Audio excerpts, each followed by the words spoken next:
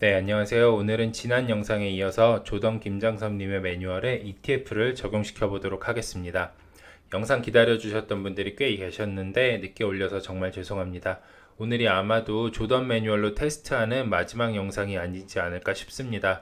앞으로는 혹시 구독자분들께서 어떤 흥미로운 테스트를 요청해 주시면 할 수도 있겠지만 제가 궁금해서 조던 매뉴얼을 적용시켜서 여러분들께 알려드리는 마지막 영상이 아닐까 싶네요. 오늘 영상은 조금 짧을 수도 있을 것 같습니다. 지난 영상들에서는 제가 조던 김장섭님의 매뉴얼에 따라 직접 백테스트를 해봤고요. 해당 영상들은 위에 링크를 달아드리겠습니다. 간단히 요약드리자면 2000년 1월 1일부터 조던 김장섭님의 매뉴얼에 따랐을 때 주식에서만 수익률은 약 10% 정도이고 이는 조던님께서 말씀해 주셨던 20-30%의 수익률에 조금 미치지 못하지 않나 하는 점입니다. 그리고 말씀하셨던 TLT와 환율 그리고 배당까지 고려하였을 때 연평균 수익률은 제 계산으로는 약 16% 정도가 나왔습니다. 오늘 영상에서는 조던 매뉴얼에 따라서 ETF를 투자했을 때 어떤 수익률이 나오는지 알려드리도록 하겠습니다. 많이들 아시겠지만 아주 간단히 ETF에 대해서 설명해드리고 시작하도록 하겠습니다. ETF는 여러분들이 가입하시는 펀드와 되게 비슷하지만 자산운용사에서 운영하는 펀드와 가장 큰 다른 점은 이것들은 거래소에서 여러분들이 직접 주식과 비슷하게 사고 팔 수 있다는 점입니다. ETF는 아주 종류가 많은데요. 코스피 지수를 추종하는 ETF도 있고 미국 지수인 S&P 500이나 나스닥을 추종하는 그런 ETF도 있습니다. 조던 매뉴얼은 나스닥 지수를 기반으로 하고 미국 주식을 매매하는 매뉴얼이므로 미국 지수 ETF로 테스트를 해보겠습니다. 제가 테스트한 ETF는 두 가지인데요. 미국의 가장 대표적인 ETF라고 할 수 있는 SPY와 QQQ입니다. SPY는 S&P 500 지수와 비슷하게 움직이는 ETF라고 보시면 될 것 같고 QQQ는 나스닥 상위 100개 종목으로 구성된 ETF로 나스닥 지수와 비슷하게 움직이는 ETF입니다. 앞서 제가 지난 영상들에서 조던님의 매뉴얼에 따라 주식만 매매했을 때 얻었던 수익률은 2003년 6월부터 2020년 2월 말까지 해서 연평균 수익률은 10%였습니다. 테스트 기간이 2020년 2월 말까지인 이유는 매뉴얼에 따르면 2020년 2월 말에 마이너스 3%가 떴고 아직까지 매수를 하면 안 되기 때문입니다. 그리고 해당 기간 나스닥 연평균 수익률은 11.1%입니다. 나스닥 연평균 수익률이 이 조던 매뉴얼을 따랐을 때 주식 연평균 수익률보다 조금 높죠. 그러면 ETF는 어떤 결과가 나올지 어느 정도는 예상이 될 수도 있을 것 같은데요.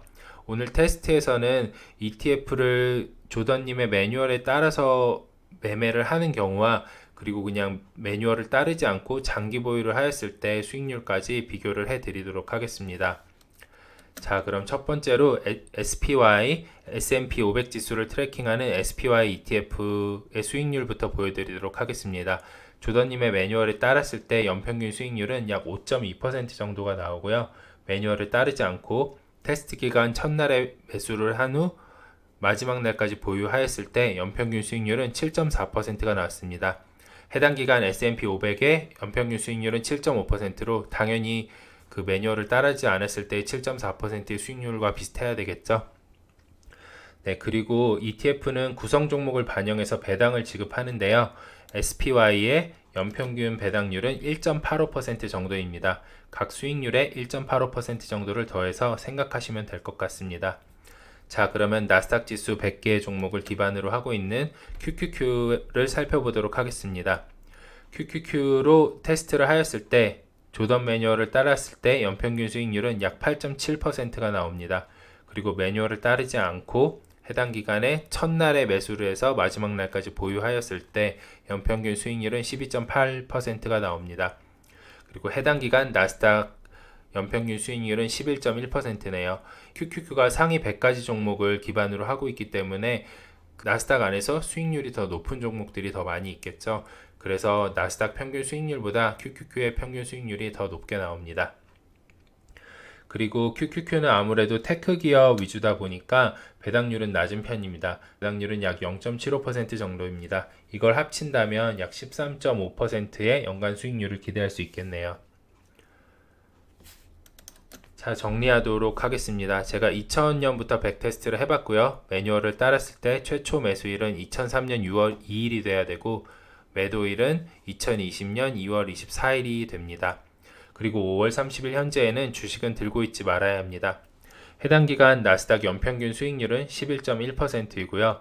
조던님의 매뉴얼에 따라서 주식을 매매했을 때 연평균 수익률은 주식에서만 10%입니다.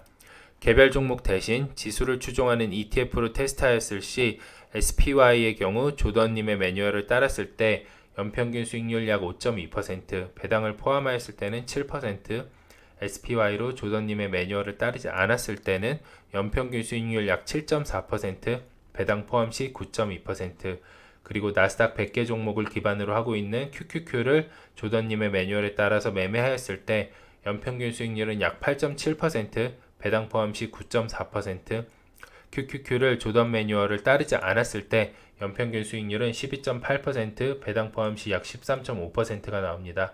여기 나온 수익률 중에서 QQQ를 조던 매뉴얼에 따르지 않았을 때가 13.5%로 가장 높은 수익률이 나오네요. 아마도 많이 들어보셨겠지만 워런 버핏이 아내한테 남긴 유언에 이런 게 있다고 합니다. 남겨진 돈의 10%는 국채에 투자하고 90%는 S&P 500 인덱스에 투자하라. 자, 판단은 당연히 여러분들의 몫이겠죠.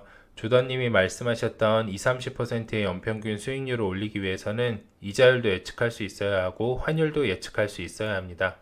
당연히 해당 자산들에 투자했을 때 그만큼 위험도 따르겠죠.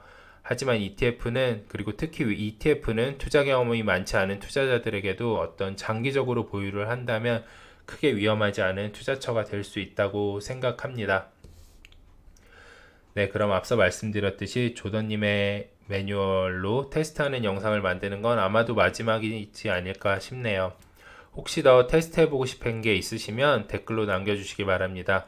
그게 아니라면 저는 앞으로는 다른 영상들로 찾아뵙도록 하겠습니다. 소중한 시간 내어 영상 시청해주셔서 정말 감사합니다. 도움이 되셨다면 구독과 좋아요 부탁드리겠습니다. 좋은 하루 보내세요.